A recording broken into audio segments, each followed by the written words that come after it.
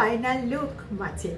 আমি কিন্তু খুব হ্যাপি হয়ে গেছি আজকে এই মাছটা বানিয়ে। নমস্কার, আমি পারমিতা, আপনারা দেখছেন পারমিতার পাকঘর। পোস্ত, কাজু বাদাম এবং তার সাথে একটুখানি কুমড়ো বীজের দানা দিয়ে একটা মশলা বানিয়ে রাখবো, আর আধখানা টমেটো, আধখানা পেঁয়াজ আর কিছুটা কাঁচা লঙ্কা দিয়ে আরেকটা মশলা বানিয়ে রাখলাম। এখানে নিচে আমি একটা রূপচাঁদা মাছের পিস, যেহেতু আমি একাই খাবো, একার জন্যই বানাচ্ছি, তাই এক পিসই বানাচ্ছি এবং পিসটা যথেষ্ট বড়। 100 গ্রাম মতন পিস রয়েছে। তার মধ্যে লঙ্কার গুঁড়ো, লেবু এবং লবণ দিয়ে একটু সামান্য তেল দিয়ে মাখিয়ে রাখলাম। এবারে কড়াতে দিয়ে দিচ্ছি সর্ষের তেল, তার মধ্যে একটু লবণ দিচ্ছি। লবণ দিয়ে যদি মাছ ভাজেন, মাছটা কিন্তু কখনোই ভাঙবে না।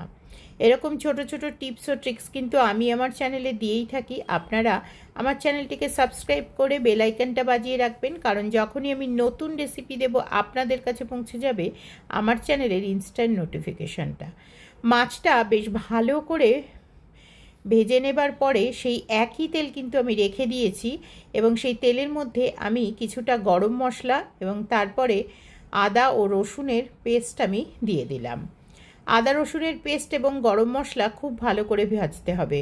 মনে রাখতে হবে এই রান্নাটাতে মশলাটা কিন্তু খুব ভালো করে কষাতে হবে, তবেই কিন্তু এই রান্নাটা স্বাদ আসবে। এবারে যে আমি পেঁয়াজ, টমেটো, কাঁচা লঙ্কার পেস্ট বানালাম, সেই পেস্টটা ঢেলে দিলাম এবং এর সাথে দিয়ে দেব এক এক করে আমি গুঁড়ো মশলাগুলো। যেরকম আমি দিচ্ছি এখানে হলুদ গুঁড়ো, লঙ্কার গুঁড়ো, আর দিচ্ছি একটু সামান্য পরিমাণে জিরের গুঁড়ো। আপনারা চাইলে হলুদ গুঁড়োটা স্কিপও করতে পারেন, কিন্তু হলুদ যেহেতু অ্যান্টিঅক্সিডেন্ট তাই আমি অল্প একটু পরিমাণে দিলাম।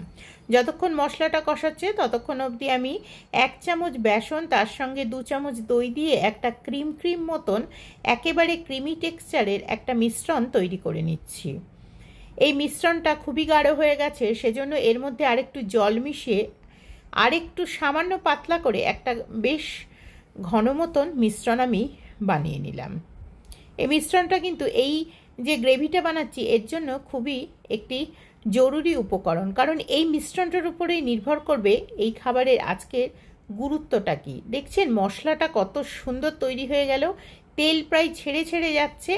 এই রকমভাবে মশলাটা কিন্তু একেবারে ভালো করে কষিয়ে নিতে হবে, না হলে কিন্তু মশলা গন্ধ ছাড়বে। এবং এরপরে দিয়ে দিচ্ছি আমি মাছ, এবং এর মাঝখানে আমি একটু লবণও দেব। লবণটা কিন্তু খুব বেশি আগে থেকে দেয়া যাবে না, কারণ বিভিন্ন রকম উপকরণ পড়বে, শেষে লবণটা দিলে লবণের স্বাদটা পুরোপুরি সঠিকভাবে পাওয়া যাবে। মাছটা দিয়েও 2-1 সেকেন্ড মতন আমি আরেকবার নাড়াচাড়া করে নেবার পরে বেসন ও দইয়ের যে আমি মিশ্রণটি বানালাম সেই মিশ্রণটি ঢেলে দিচ্ছি। ঢেলে দেবার পরে কাজু বাদামের যে মিশ্রণটা বানিয়েছিলাম সেটাও ঢেলে দিলাম, আর এর মধ্যে দিয়ে দিলাম একটু জল। দেখতে পাচ্ছেন গ্রেভিটা কত বেশ একটু ঘন মতন হয়েছে। এই গ্রেভিটার সঙ্গে আমি দিয়ে দিচ্ছি এবার একটু সামান্য চিনি।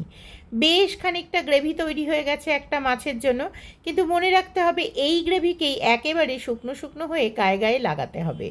যতক্ষণ না হবে ততক্ষণ অবধি এটা কিন্তু রান্না করে যেতে হবে। এটাতে খুব বেশি ঢাকা দিয়ে রান্না করার দরকার নেই, এটাকে আপনারা খুলেই রান্না করতে পারবেন। আপনারা চাইলে অনেকগুলো মাছ দিয়ে করতে পারেন, কিন্তু আমি একটা মাছেই করে দেখালাম। এবারে আমি এটাকে পরিবেশন করে নেব। দেখে নিন আসল লুকটা। দেখতে পাচ্ছেন কি অপূর্ব ক্রিমি টেক্সচারের একটা লুক, একেবারে সুস্বাদু রাজকীয় সাথে তৈরি হয়ে গেল রূপচাঁদা মাছ। এবং এর ওপর থেকে দিয়ে দিলাম একটু সামান্য পরিমাণে বাটার। কেমন লাগলো আজকে আমার রেসিপি অবশ্যই আপনারা কমেন্ট করে জানাবেন। এটা আপনারা গরম ভাত বা পরোটা বা রুটির সাথে খেয়ে দেখতে পারেন, দারুণ লাগবে। তাহলে আজ এই পর্যন্তই। আগামীতে আমি আবারও ফিরবো নতুন রেসিপির সাথে।